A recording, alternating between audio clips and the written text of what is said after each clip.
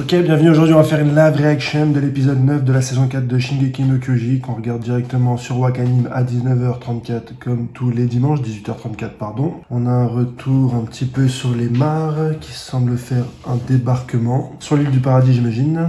Ok, donc on a directement une attaque, ah oui, par Eren qui s'est directement transformé en titan et qui a soulevé un bateau un petit peu comme l'a fait Eren de l'époque de Grisha, hein, quand on voit que Grisha a reçu le titan assaillant directement de la chouette.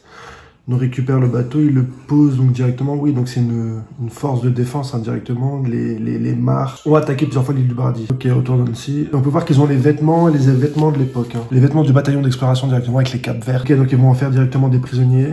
Donc il y a déjà eu des rencontres entre des soldats mares et des habitants de l'île du paradis apparemment. Ok, donc ils ont déjà des armes à feu.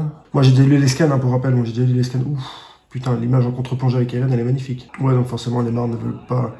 C'est fait, il y a aucun moyen de discussion. D'accord, avec les autres membres du bataillon d'exploration en embuscade. Ah oui, directement tir dans la tête. Ouais, il y a plein de choses dont je me rappelle plus. Ah, donc Yelena, pour rappel, c'est une disciple, ça serait une disciple de Sig. Donc on va voir un petit peu, d'accord. Donc il y a plein d'éléments. Donc je vais essayer de pas spoiler un maximum parce que moi j'ai déjà lu les scans. Je vais essayer de redécouvrir cette œuvre comme si je l'avais pas vu la première fois. Et puis en plus, on va voir comment est-ce que le studio Mappa a décidé de découper cette partie, puisque on va voir durant l'épisode. Il y a pas mal de choix qui peuvent s'opérer hein, concernant la partie qui va suivre, ce qui était un peu moins le cas pour la première partie, puisque les 9 épisodes avait une narration qui se suivait un petit peu et qui devait être racontée comme ça puisqu'elle était dans le scan et qu'il n'y avait pas vraiment d'alternative possible avec la version animée, mais on va voir pour la suite qu'il y a peut-être des alternatives possibles dans le déroulement et dans les choix que va faire Mappa pour pouvoir nous raconter cette histoire.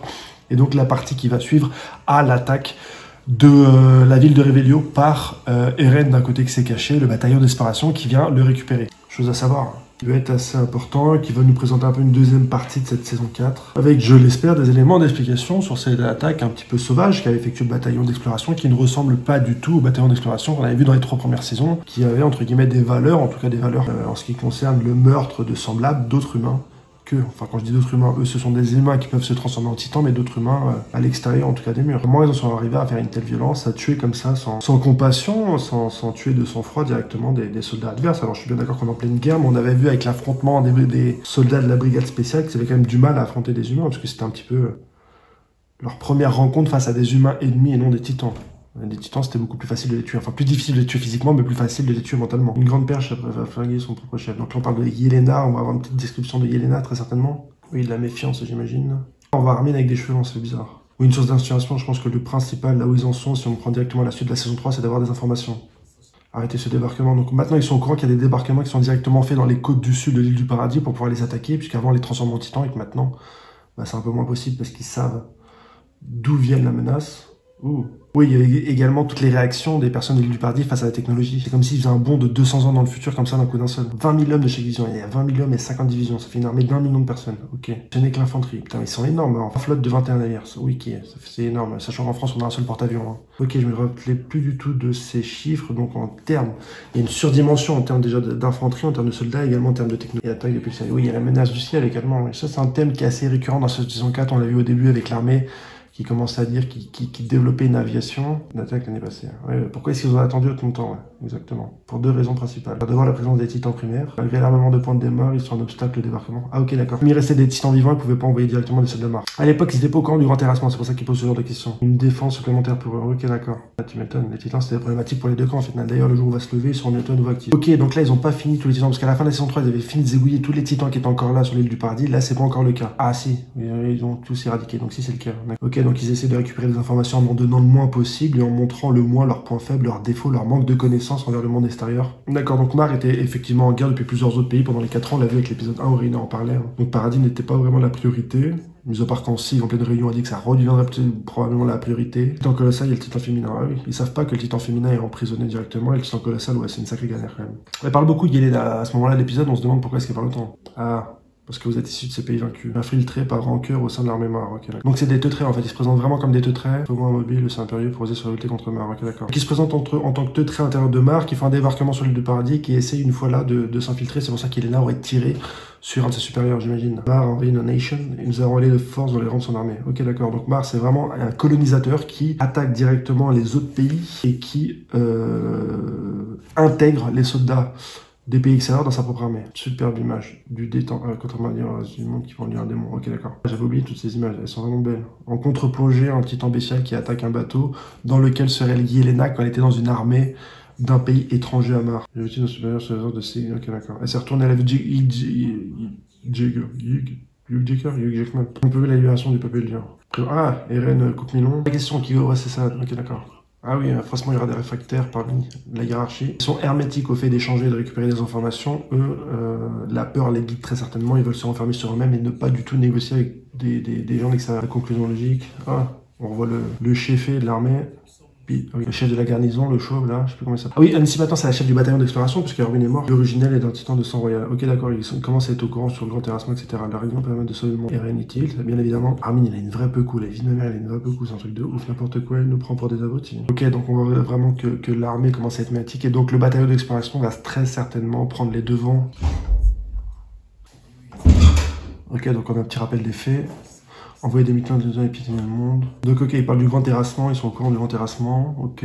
Ah donc il leur a révélé l'information sur le grand terrassement, j'avais peur pour Historia, ouais tu m'étonnes. Donc là on va voir les premiers éléments de scission entre Eren et le bataillon d'exploration j'imagine. On sait pas combien de temps exactement ça s'est passé après la fin de la saison 3. Relation entre les histoires donc en interne de Eren Yeager et donc de Yelena qui aurait transmis les informations de Sig. Mais donc maintenant comment est-ce qu'on va agir après toutes les informations qu'on a recueillies, ouais effectivement, et on peut pas le permettre.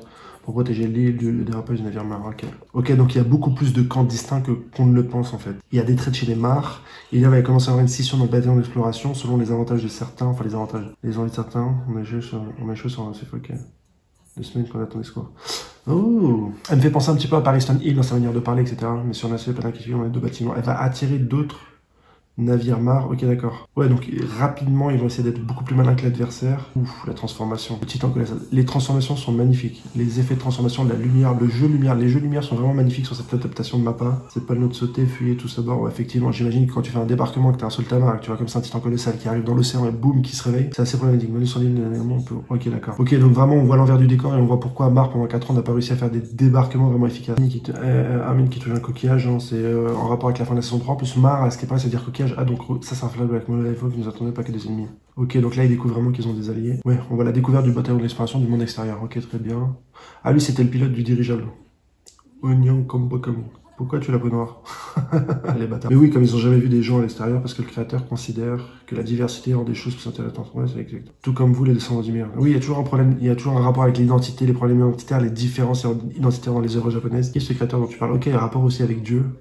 Celui qui accorde. Ok, d'accord. Dieu. Le rapport d'un personnage fictif avec Dieu, c'est toujours intéressant. Surtout quand c'est aussi développé que dans l'Attaque des Titans, où les phénomènes, la liberté, etc., le rapport à l'autre est vraiment bien défini. C'est vrai qu'apporter l'idée même de Dieu peut être intéressant sur le développement de certains personnages. Avance assez vite, j'ai l'impression par rapport au scan et par rapport à ce que j'ai vu en scan, ça fait quand même un certain nombre de temps. Oh, bah, il y a Sacha qui est vivante. On n'avait pas vu encore d'épisode. Effectivement, on voit Sacha vivante. Ouf. Ah oui, elle découvre oui, les plaques culinaires, parce que même si on a une avancée technologique, il y a aussi une avancée sur pas mal de domaines, dont la nourriture. C'est vrai que Sacha, qui est particulièrement sensible à la nourriture, elle ne peut que kiffer. Et lui, donc, c'est un cuisinier Marc qui est venu et qui cuisine un petit peu des mets pour entraînement au tir. Le port sera notre jamais. Ouais, Eren toujours en mode Kankene, PNL, cheveux mi-longs, grâce aux ingénieurs Mar, les travaux ont avancé, ils nous ont aidé malgré tout. Ok, donc il y avait bien des deux traits chez Mar qui ont parfaitement aidé l'île du paradis. Mais qu'est-ce qu'ils vont en penser en off entre eux quand ils sont pas face à l'armée? Quel est train? Bien sûr, la voie ferrée. Il va y avoir des distorsions au contact de gens différents en fait. Armin, tu avais dit souvenir de Bertol. Eren, il a pas l'air surpris plus que ça. Ça ressemble un peu à Sasuke dans l'image. Ah, donc les premiers doutes face aux éléments de Yelena, bien sûr, une personne qui vient et qui dit qu'elle était ton allié et qu'elle est prête à trahir l'autre, c'est quelque part un ennemi. Donc le grand terrassement, il vient directement dans l'adéquation. Il vient avec un super cadeau en fait, avec un tas d'informations, le cadeau de la technologie et aussi un peu de bouffe, ça peut être sympa. Parce qu'on ne pourrait pas discuter avant. Armin est toujours sur envie de discuter, hein. N'hésitez pas à aller voir bien sûr ma vidéo sur toutes les théories que j'ai pu faire sur Armin sur la suite. Et Armin, son envie de discuter, son envie de paix, c'est un homme qui veut la paix. Expliquer qu'on n'est pas une menace pour eux, on est des monstres qui se transforment en titans. Bref. Et ce malgré vous, aucun malentendu là-dedans. C'est vrai que discuter, ça peut devenir difficile. Hein. Eren, il est plus dans le réalisme. Hein. Oui, donc là, on a vraiment une scission entre un idéalisme, Armin, et un réaliste. Et le réalisme va vraiment vers l'action. Et plus de l'action, c'est supprimer l'autre. Hein. Ça a toujours été le coup d'Eren. Ah putain, oui, la balle de Sacha. C'est ça, tout à l'heure, je parlais de découpage. C'est que vraiment, entre le futur et le passé, exactement, Isayama faisait un choix dans sa narration entre le découpage des éléments passés et des éléments présents et qui ont amené donc à l'attaque de Revelio. Est-ce que l'ennemi va faire exactement la même chose? On ne sait pas. Je pensais comprendre Eren mieux que quiconque. Y compris Mikasa. Mais je n'arrive plus à le donc là, on a le début des sessions dans l'épisode et on voit un peu comment ça s'est passé. On a effectivement le début. Ah oui. Donc là, on revient dans le présent. On voit Mikasa face à Sacha. Parce que là, en plus des scissions, il y a vraiment des dommages collatéraux. Une scission encore plus grande, ok, d'accord. Donc là, on est après la bataille. Avec certains généraux qui ne supportent pas de voir des mares au cimetière des Eldiens sur l'île du Paradis. Pisto qui a sûrement été touché parce que Sacha était vraiment à fond sur ce qu'il pouvait cuisiner.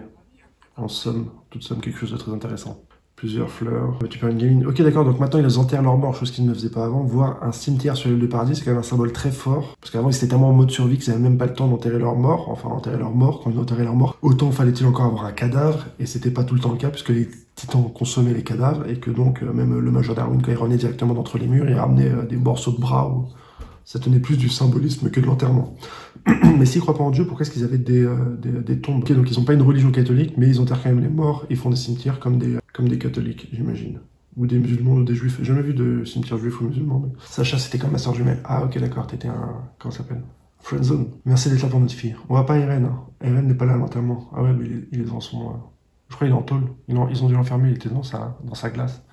Avec Armin. Donc il y a des prisonniers qui ont réussi à sympathiser directement avec des Eldiens. Votre fille dévorait toujours mes plats avec un appétit si réjouissant. T'inquiète moi, ouais. Ah, lui c'est le daron, c'est son beau daron. Les inviter à ma table. Ça serait gratuit, hein. Oui, mais t'as raison.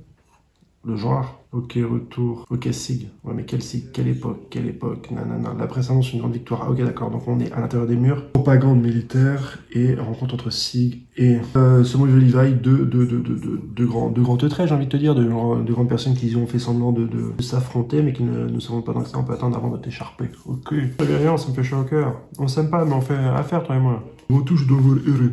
Ok, sois pas si pressé. D'accord, donc ils ont pris soin de séparer les deux frères quand même. Est-ce que Sig est prisonnier ou est-ce qu'il est invité d'honneur? Tout est la question. Moi je connais la réponse parce que j'ai lu les scans, mais disons qu'à ce moment-là, c'était tout est la question. Des sérums. Ah ok, d'accord, ils ont des recharges. Ok, donc ils ont chopé les sérums qui peuvent faire en sorte de transformer des gens en titans. Génial. Chaque élément peut être des fusils de Chekhov qui peuvent aider à la compréhension de l'histoire et qui peuvent amener un développement plus loin dans l'intrigue. Savoir, est-ce pas douter de votre bonne foi me fait prendre moins...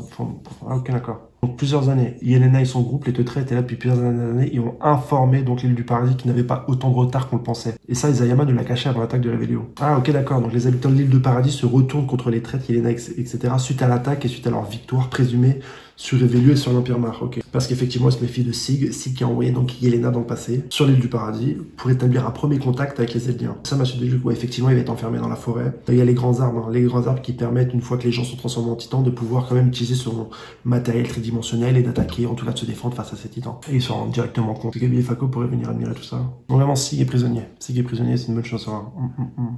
Donc ils ont séparé Eren et Sig. Sig est prisonnier et on découvre que... C'est Eren ça? Ah non, ça oui, c'est Gabi et Falco. Ah ouais, elle a une tête. Ah ouais, elle est vénère. Eren aurait agi seule de toute manière. Avec ou sans notre le désastre inévitable. Ça va super vite. Il reste 9 épisodes, non. Il reste 7 épisodes et maintenant j'ai tout le sang sur les mains. Ouais, bah, Armin a détruit le plus de vite. C'est Armin peut-être très certainement qui a le plus de sang sur les mains suite à l'attaque de Revelio. Hein. Et en plus, lui, il voulait pas le faire. Il a fait ça pour aller récupérer Eren. Il aurait permis à Mar de lancer des représailles. Ah ok, d'accord. C'était pas non seulement pour couvrir l'attaque de Revelio, mais pour couvrir aussi les représailles. La peine est plus une option. Bah non, c'est clair. Ouais, on a fait du mal, on a tué, mais on n'a pas le choix. Mais est-ce que Rainer et Berthold et Annie avaient le choix eux-mêmes? Ah, il parle à Annie. Donc il essaye un petit peu de s'expliquer face à Annie. Il pourrait expliquer ses actes, en fait. D'accord. Donc maintenant, Armin parle à une autre traître. Armin parle à Annie, qui est également une traître. Donc en fait, Armin se sent plus proche d'une autre traître, suite au sang qu'il a sur les mains, que par rapport à son propre peuple. Ok, épisode super intéressant, les gars. On va essayer de faire une analyse un petit peu dans quelques jours. Et puis je vous dis merci, ciao, bye bye. Pour une prochaine live reaction. Ma première live reaction, n'hésite pas à liker, commenter, t'abonner. Ciao, mon gars.